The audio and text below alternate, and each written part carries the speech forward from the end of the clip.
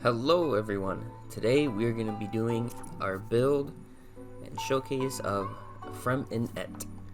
Now, is it Freminet or Freminet? I think it's Freminet. I don't actually remember. They hardly ever mention them in like the story. There was the whole event about him, the Lexi's Fantastic Adventure, which is a phenomenal name by the way. But yeah, I forget the pronunciation. Freminet's a really fun character. He's easily outclassed by Eula, being a cryo physical DPS character. Easily outclassed. It's like not even a competition. Eula's just easily hits crazy numbers, free to play, constellation, signature weapon or not. It doesn't matter. She will hit as hard as anything from a truck to a tank. So there's just you can't really compete. However, Freminet is around the time of recording, he is a free character because of the mentioned Lexi's Fantastic Adventure event. So if you complete that event to the sufficient amount required, then you get a free Freminet. So I thought this would be a great time to showcase my build of him. So we'll start off with our ratio 59-164. Not the craziest numbers, but keep in mind he is a cryo character, so he gets, you're gonna be running him with like some kind of cryo support, Shenha or something. Even if he's not like cryo built, because he's pretty split. Like you don't want to build him like full physical and like completely disregard his cryo, because he does do quite a bit of cryo like every now and then. So it's like it's well ingrained into his kit. He's got one of the most unique and fun kits in the game. Like I absolutely love playing him. Also, I really like penguins, and so seeing some cool diver helmet with a penguin, this guy, I'll take him out to the bar when he's of age, and we can talk greatly about diving and penguins. Like it's just too cool of a combination. So we also run the Serpent Spine on him. Serpent Spine's not the best weapon. It is a crit rate weapon. If you can get like a crit damage weapon on him, man, even better. I, however, do not have a spare.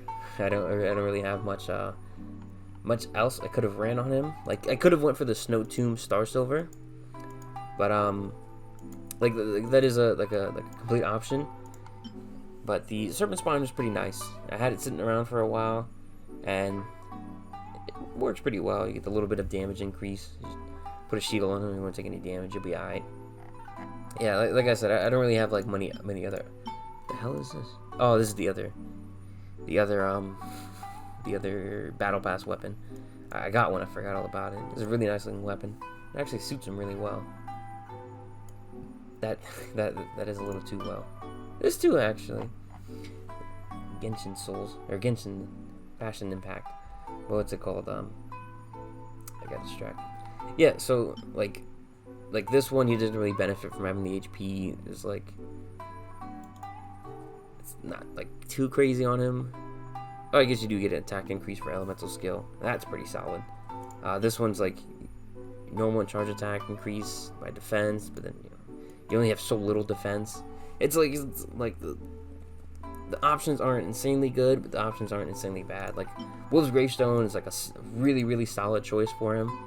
Eula's signature weapon is another solid choice for him. There's options.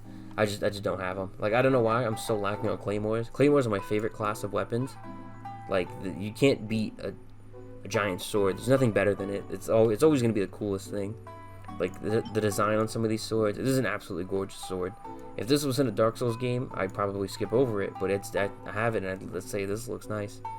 You can't beat the Luxurious Sea Lord. This is the best weapon in the game by design. But yeah, Serpent Spine's pretty solid, easy to get. You know the drill with it. But if you want like his best in slot, it's Eula's weapon, because you want to mainly focus on the physical damage, because that's the main brunt of his damage. When you finish off his elemental skill after getting the hits, you have some cryo as you build it up, the meter on it, and then the last big hit is physical, when you throw pairs at them, or smack pairs at them.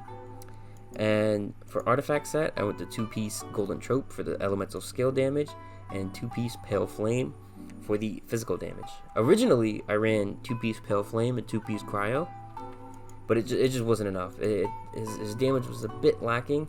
This is the Golden Trope really beefed them up a bit. Constellation, sadly, I only have Constellation 1 because I got the free one from the event. His constellations are really, really interesting.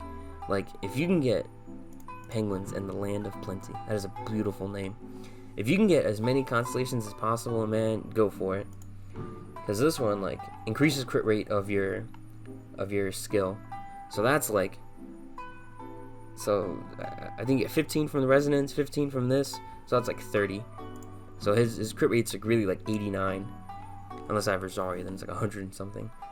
This one just gives him energy, which is energy's not bad because you want to spam his burst to get use his. You want to get his burst as much as possible to spam his skill, because you just keep throwing it out there, and then his C3 because his burst his burst really just shortens the cooldown of his skill. So instead of having a constellation that increases his burst by 3 levels, they gave him a constellation to increase his normal attack by 3 levels, which we've never seen anything like this before. Like, no character has a constellation that increases their normal attack.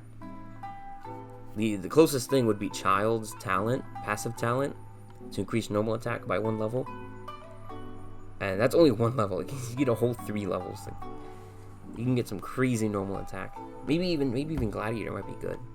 Maybe. And then like this one, like when you trigger like cryo reactions, he gets attack increase. So he gets crit rate, normal attack, and attack.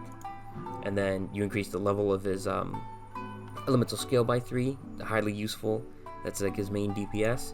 And then you get crit damage on top of that. So you get crit rate, crit damage, energy. Like, you get the simplest forms. Like, you can read these and be like, oh man, I don't need a Harvard level IQ to get to a feel of this. But you read like some other 5 stars and it's like, bro, what is going on? Does she have any of these like paragraphs? No. I think Riothusly does. I think he has paragraphs, bro. Like, I'm like, what is this? Like, I'm not reading all this. Like, he's probably crazy. This is good. I know. I just say crit rate, crit damage. But it's like, it's too much to read. I think I'll hate them as some too. It's little paragraphs. It's too much. I can't be bothered to read all that. But this is like, it's so simple, so effective. Absolutely beautiful. And his constellation is Pairs the Penguin. For his talent, there's absolutely no reason to level up his burst. But I have enough to level him up. Can I increase this? No. Life sucks. I'll level this up. Why not? Oh no! I need the pearls in case that's why I was holding on to the pearls. Oh well. It is what it is. What's it called? Yeah, so there's absolutely no reason to level up his burst. You don't you don't need to in the slightest. You could leave it at level 1. All it does is it does a little bit of damage when you activate it. But I've said several times before, I just like having the uniform. I like having everything at like a high-ish number. I don't like seeing low numbers. Like, the fact that I cannot level up these makes me want to cry. It just looks terrible. It's 7, 8s, 1, 1, 1. It looks like a bad day at like the dice tables, you know? But yeah, so his normal attack, not much to go over. His skill though, there's a lot to go over. So the way he works is when you activate his skill, Pairs the Penguin appears in like his corner, and like not like his corner, like above his like shoulder, and you get a little timer. You get the pressure gauge, I believe it's called. And when you do a normal attack, it increases it by 1. When you do another normal attack by 2, 3, 4, so on till 4. And at any point, you can press R2, and you can just hit for however many pressure you got built up. You can just hit for none. You can hit for 1, 2, 3. But the main one is when you hit for 4. Spirit Breath Thorn damage. What is that? So, as you can see, the numbers go up quite a bit. You can get a majority of just damage, or you can get even more damage. But the best thing to do is to build it up while having electro application in the back, because as you build it up, it'll do like a little bit more damage, a little bit of frost damage as it goes, until you hit for that big chunk of physical damage. So it's very simple.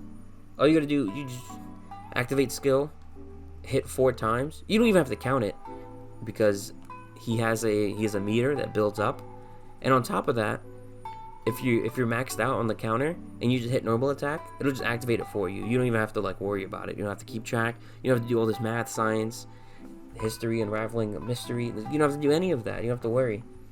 So very, very simple character. And that's what we like. We like to come home after a long day of work, after a 82-hour shift, and just load up Genshin, hit up Freminet, and just demolish enemies without a thought in the world. Just throw on some off-field electro support, and then that's it. You're good to go. Maybe a shield. Let's call it a night. Yeah, it's not too much stuff. I'm not reading all that. I've already explained it in the simplest of terms. Like I said, the burst, it makes the cooldown from his skill go to like 1 second or something like that, some crazy low number. So you just keep spamming it. And when you hit a normal attack while his burst is up, instead of going up by 1 pressure gauge, it'll go by 2 levels. So it'll take 2 attacks to max it out. So you can spam them like in consecutive manner, because the cooldown's so low that you can just use it and then build up, use it, build it, use it, build it, use it, and you build it up in 2 hits, so you don't have to worry about getting stunned or all this other nonsense. Also, when you activate his burst, he puts on the diver helmet. So you get the burst, you get the diver helmet on, and you get the skill, you get pairs, the penguin.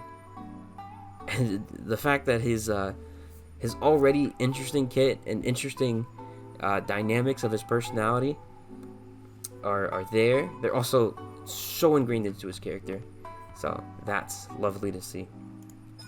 His passive talent, Freminet unleashes pressure, cooldown decrease. I don't actually remember reading these. I should have caught myself up. Oh yeah, when you trigger Shatter. Oh, that's another aspect of him. He does benefit from Shatter.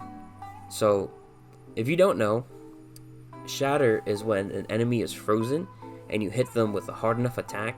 So like a Claymore character's attack, or like certain like Geo attacks and stuff like that.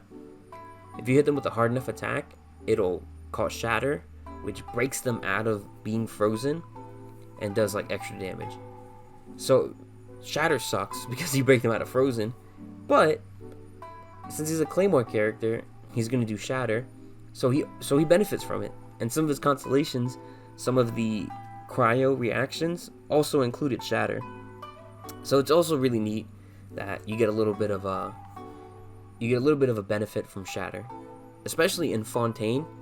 Like just playing him in Fontaine, running around, so many enemies are near the water. Like I like when I first built him and played him, I had like no hydro characters on the team, or at least no hydro like off-field characters. So he would just freeze an enemy because they would just be by the water and they would just get wet, and then he would just shatter and he would just get all this bonus damage for free.